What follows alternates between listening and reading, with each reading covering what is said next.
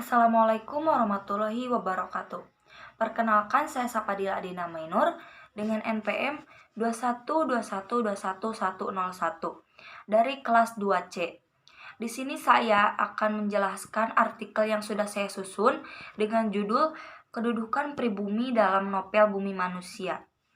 Selanjutnya adapun identitas buku, judul buku Bumi Manusia, pengarang Pramudia Anantatur, genre fiksi sejarah, penerbit Hastamitra, tahun terbit 1980, halaman 535 halaman. Selanjutnya sinopsis novel Bumi Manusia dengan pendekatan para praktis. Bumi Manusia sebagai periode penyamaian dan kegelisahan di mana Minke sebagai aktor sekaligus kreator adalah manusia berdarah priai yang semampu mungkin keluar dari kepompong kejawaannya menuju manusia yang bebas dan merdeka. Di sudut lain, membelah jiwa keeropaan yang menjadi simbol dan kiblat dari ketinggian pengetahuan dan peradaban. Pram menggambarkan sebuah adegan antara Minke dengan ayahnya yang sangat simentil. Aku mengangkat sembah sebagai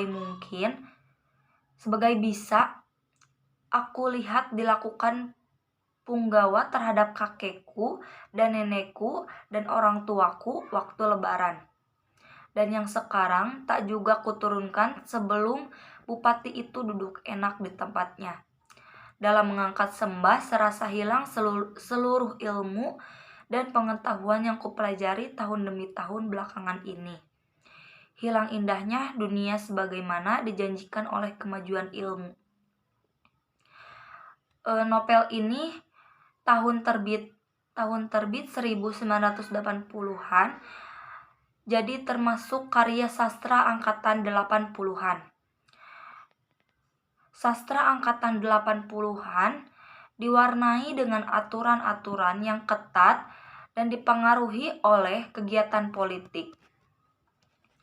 Angkatan 80-an lahir pada masa pemerintahan Soeharto, era Orde Baru. Soeharto pada masa itu masih menduduki suatu jabatan di militer dan sebagai Presiden Republik Indonesia, sehingga pemerintahannya sangat kokoh dengan perlindungan dari militer. Era Orde Baru mempunyai ciri yaitu semua keputusan berporos pada presiden dan hak bersuara sangat dibatasi. Ketika ada sebuah karya yang sifatnya dianggap provokasi, mengancam, melecehkan, menyinggung dan merugikan, maka akan langsung ditindaklanjuti oleh Soeharto dengan segera. Sebab-sebab tersebut menjadi dasar tentang tema yang dititik beratkan pada angkatan 80-an ini, yaitu tentang roman percintaan dan kisah kehidupan pada masa itu yang sifatnya tidak dianggap provokasi, mengancam, melecehkan, menyinggung, dan merugikan. Tema roman percintaan dan kisah kehidupan ini pun didasari oleh kemajuan ekonomi dan hidup yang indah bagi masyarakat karena pada masa itu perekonomian di Indonesia sangat makmur sebelum krisis moneter pertengahan tahun 1997. Kelahiran periode 80-an bersifat mendobrak keberadaan yang dilahirkan dari konsepsi individual yang mengacu pada satu wawasan kelompok. Setelah melewati ujian bertahun-tahun, kata bukanlah alat pengantar pengertian, tetapi adalah pengertian itu sendiri. Kata bebas menentukan diri sendiri, bebas dari penjajahan dan bebas dari ide-ide. Selanjutnya yaitu ulasan dari artikel yang sudah saya susun, yaitu Bumi Manusia merupakan buku roman tetralogi baru yang berlatar belakang kota Surabaya, berkisah tentang kolonial yang ditulis oleh Pramudia Anantatur pada saat ia sedang mendekam di kampung kerja paksa tanpa adanya proses hukum pengadilan di Pulau Baru. Beliau sangat menyukai bahasa dan sastra Sehingga meskipun sebagian hidupnya dihabiskan di dalam penjara, namun beliau tetap tidak pernah luput dari kegiatan menulis.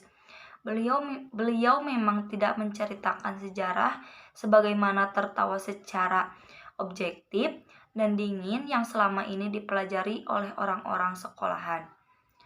Dengan gayanya sendiri, Pram mencoba mengingat bahkan berpikir untuk bertarung dalam golak gerakan nasional awal abad 20. Pada Bumi Manusia, Pram menggambarkan awal kisah cinta dramatis Minke dengan Annelies.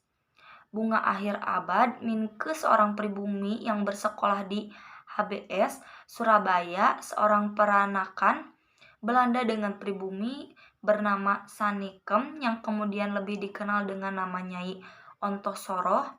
Sosok Nyai Ontosoroh yang tegar dan lebih terpelajar ketimbang orang Belanda kemudian menjadi guru panutan Minke di kemudian hari. Minke mempunyai pengalaman hidup sebagai orang Jawa yang berilmu pengetahuan Eropa sehingga ia berusaha semampunya untuk keluar dari kepompong kejawaannya menjadi manusia yang bebas, merdeka, serta melawan penindasan serta diskriminasi terhadap dirinya dan juga terhadap bangsanya yang dilakukan oleh company. Pram membuat ceritanya mengalir begitu saja dengan berbagai konflik yang ada di dalamnya. Novel ini memberikan bacaan alternatif kepada kita semua untuk melihat jalan dan gelombang sejarah secara lain dari sisi yang berbeda. Inilah yang menjadikan novel Bumi Manusia menjadi novel yang menarik untuk dibaca serta mengagumkan. Karena dengan membaca novel ini kita menjadi tahu rupa dan hidup di era membibitnya pergerakan nasional mula-mula dan seluk-beluk kehidupan di zaman kolonialisme. Selanjutnya, novel Bumi Manusia dengan menggunakan pendekatan feminisme. Sikap perempuan menghadapi penindasan yang menimpa dirinya karena perbedaan gender, feminisme sosialis berkomitmen untuk menghapus sistem kepemilikan, lembaga perkawinan yang melegalisir kepemilikan pria atas harta, serta pemilikan suami atas istri dihapuskan. Dalam novel Bumi Manusia, aspek feminisme terasa sangat kental. Berbagai macam aspek feminisme dapat terlihat jelas dalam segala ucapan, pikiran, dan tindakan para tokoh perempuan dalam novel ini, terutama pada tokoh Nyai Ontosoroh. Segala ucapan, sikap, dan tindakan yang dilakukannya mengarah pada sikap perempuan modern yang tidak ingin tergantung dengan orang lain. Ulet, tangguh dalam menekuni pekerjaan, berani melawan penindasan dan ketidakadilan yang menimpanya. Selanjutnya yaitu kesimpulan. Di dalam novel yang ditulis oleh Pramudia Anantatur ini memberi pelajaran yang mendalam mengenai arti kehidupan. Walaupun buku ini memuat kisah cinta, tetapi buku ini mengajarkan kita untuk menjadi cengeng karena sesuatu yang bernama cinta. Buku ini membuat seolah-olah berada pada masa itu, menyaksikan langsung berbagai peristiwa yang terjadi, membuka pikiran kita tentang kehidupan dalam masa pemerintahan Hindia Belanda. Buku ini sesungguhnya memuat semua hal yang sering terjadi pada akhir abad. Begitu besar cinta yang digambarkan antara Minke dan Annelies sehingga akhirnya mereka menikah. Walaupun banyak pertentangan dari orang tua Minke yang tidak menyetujui ia menikah dengan seorang keturunan Belanda. Pram selalu menyajikan cerita yang tidak terduga sama sekali. Di saat pembaca dengan asik membaca, tiba-tiba Pram membalikan kondisi.